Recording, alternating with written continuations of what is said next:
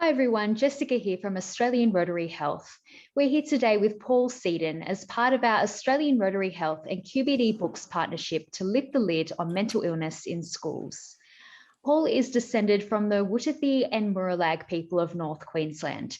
He grew up in Darwin and is an author and illustrator of picture books for young readers.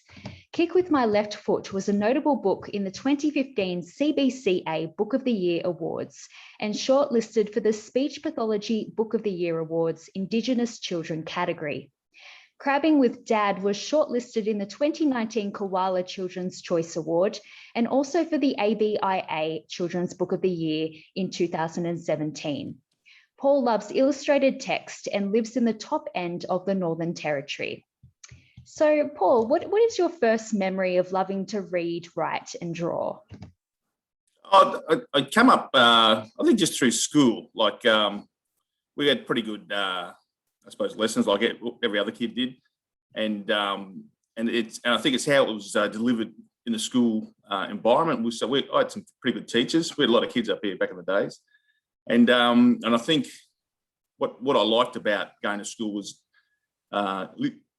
sitting and watching the librarians actually get the facial features going and really get you into a book. You know what I mean? And that sort of, and I suppose it's always after lunchtime, and so you're calming down a bit. But just the dialogue and the way they presented, and they got passionate about reading some of the big authors and illustrators back in those days.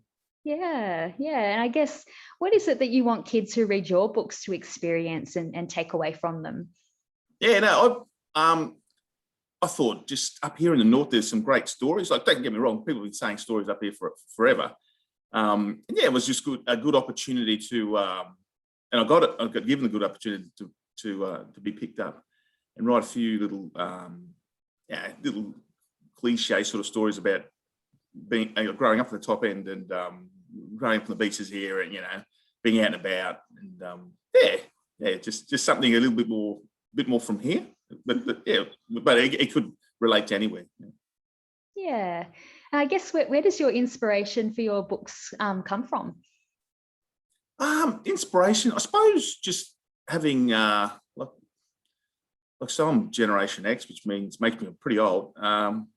So we didn't have all the screens back in them days. We had the real bad ones, not for the time, Night 10 Day or Donkey Kong and all that sort of stuff.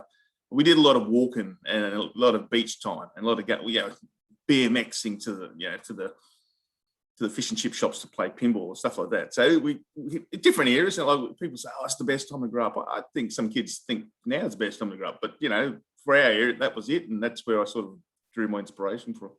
Yeah.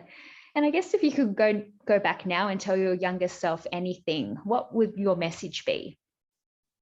I've always wanted to, like when I was a young person, I always wanted to illustrate, and I always wanted to.